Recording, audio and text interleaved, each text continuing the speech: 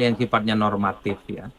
Kedua tokoh ini pastinya bicara tentang bagaimana kondisi Indonesia hari ini, tentu saja Hmm, kondisi global yang tentu saja dalam banyak hal cukup oke, berpengaruh secara signifikan terkait dengan perjalanan politik, ekonomi, kebangsaan kita di masa-masa yang akan datang. iya, Itulah yang kemudian misalnya kita bisa dengarkan dari elit-elit yang ikut serta dalam pertemuan itu, misalnya iya, seperti Pak Dasko ataupun Pak Muzani, kira-kira begitu, hmm, Sekjen dari Gerindra menyatakan bahwa kedua tokoh ini bicara tentang suasana politik saat ini dalam konteks iya, global dan dalam konteks nasional. Kondisi hmm, politik Indonesia tentu saja saat ini sedang diuji bagaimana kebijakan politik internasional, khususnya kebijakan dagang yang baru-baru saja dikeluarkan oleh Donald Trump, yang saya kira iya, ini pastinya kedua tokoh ini sedang berbicara apa formulasi dan rumus supaya Indonesia hmm, itu tetap establis, Indonesia itu tetap kompetitif, dan tentu saja menjadi bangsa yang tetap kokoh dan solid menghadapi begitu banyak goncangan dan badai ekonomi yang semakin tidak menentu di masa-masa yang akan datang.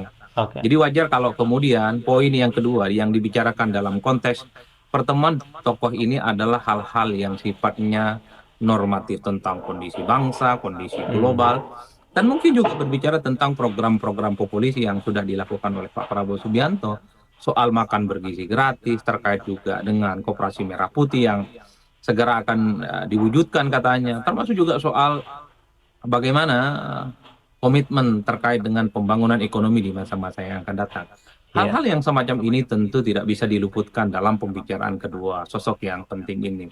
Nah, yang hmm, ketiga, ini tentu sesuai dengan bocoran yang disampaikan oleh Pak Muzani, kira-kira begitu, bahwa setelah pertemuan antara Prabowo Subianto dan Megawati, artinya apa? PDIP itu siap bekerja sama dan memberikan support kepada pemerintahan Prabowo Subianto, tapi oh, posisinya PDIP berada di luar. Artinya sekalipun oke, PDIP berkomitmen dan bersiap untuk membantu semua apa yang diinginkan oleh Pak Prabowo Subianto, bukan berarti PDIP harus menjadi bagian dari pemerintahan, tentu dengan cara ada kader PDIP yang jadi menteri. Ini yang kemudian terkonfirmasi kerjasama, tapi PDIP tetap berada di luar kekuasaan. Bagaimana cara hmm, menjelaskan kita yang rakyat biasa yang melihat dari jauh kerjasama gitu ya, mendukung, tapi posisi PDIP tidak ada di pemerintahan? Ya, kalau kita bicara tentang kerjasama antara PDIP dan Gerindra, antara Prabowo Subianto dan Megawati, dalam hmm, konteks tidak ada kader-kader PDIP yang ada di pemerintahan, mungkin itu benar. Per hari ini PDIP memang tidak ada satupun kader mereka yang jadi menteri, menteri di zamannya Pak Prabowo Subianto. Tapi ingat, hmm, publik juga tahu, di kerjasama di tempat yang lain atau kerjasama politik di tempat yang lain sudah lama dilakukan oleh PDIP kepada Pak Prabowo. Contoh, per hari ini kita melihat begitu banyak alat-alat kelengkapan dewan. Saya sering mengulang ini. Alat-alat kelengkapan dewan itu misalnya ya pimpinan komisi, pimpinan DPR, termasuk juga pimpinan-pimpinan strategis di DPR itu juga banyak kok kader-kader PDIP. Artinya apa? Ketika begitu banyak kader-kader penting, kader-kader PDIP yang menempati posisi-posisi strategis yang ada di DPR, itu menegaskan sebenarnya bahwa PDIP itu sudah bekerja sama secara politik dengan hmm, Gerindra. Kita bisa oke, bayangkan kalau Gerindra dengan PDIP tidak baik-baik saja, saya hakul yakin kok hmm, tidak akan ada kader-kader PDIP yang akan jadi pimpinan dewan, tidak akan ada kader-kader PDIP yang akan kemudian menjadi ketua komisi yang ada di DPR atau iya, menjadi wakil ketua komisi yang ada di DPR. oke, Artinya apa? Ketika ketua DPR tetaplah PDIP, di situ ada Mbak Puan. Ketika ketua Banggar tetaplah misalnya Pak Said Abdullah, dan di tempat-tempat yang lain, di komisi-komisi yang lain, ada kader-kader PDIP yang kemudian didapuk sebagai orang penting. Ya tentu itu adalah sebagai bentuk kerjasama politik. Oke, ya. Kalau kita membaca makna pertemuan empat mata Prabowo dan Megawati Soekarno Putri di Teguh Umar, Presiden Prabowo Subianto akhirnya menemui Presiden kelima, Ibu Megawati Soekarno Putri yang juga Ketua Umum PD Perjuangan pada tanggal 7 April 2025. Ketua Harian DPP Partai Gerindra, Sufmi Dasko Ahmad menyebutkan pertemuan kedua tokoh itu dilakukan di kediaman Ibu Megawati yang terletak di Teguh Umar, Menteng, Jakarta Pusat. Dasko menyebut pertemuan keduanya dilakukan dalam rangka silaturahmi Idul Fitri. Ia mengatakan pertemuan berlangsung selama 1,5 jam dan membahas banyak hal. Dasko menjelaskan kedatangan Prabowo Subianto ke kediaman Ibu Megawati itu turut didampingi sejumlah tokoh mulai dari Menlu Sugiono, Mensesnek Prasetyo, Hadi hingga Seskap Letkol Teddy Indra. Hanya saja, kata dia, pertemuan lebih banyak dilakukan secara empat mata atau secara tertutup antara keduanya saja. Dalam foto yang diunggah oleh Dasko terlihat Prabowo dan Megawati duduk bersama di sebuah sofa. Prabowo mengenakan kemeja safari lengan panjang dibalut celana panjang hitam dan Megawati mengenakan pakaian lengan panjang dengan warna ungu motif bunga.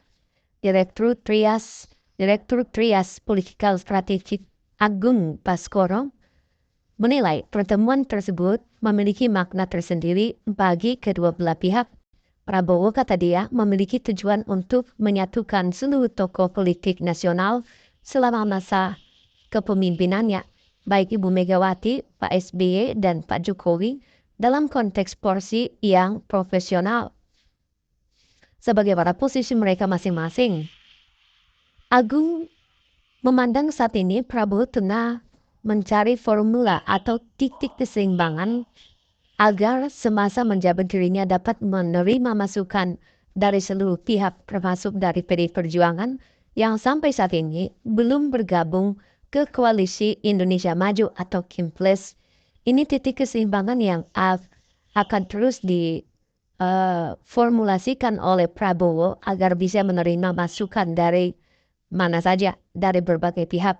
Di luar Ibu Megawati, dari dalam ada SBY dan Jokowi tuturnya.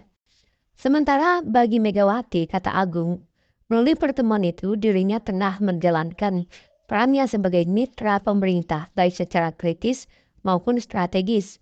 Sementara itu, pengamat politik Universitas Esa Unggul, Jamiluddin Ritonga, memandang kunjungan ke Ibu Megawati itu dilakukan Prabowo sebagai bentuk politik akomodatif.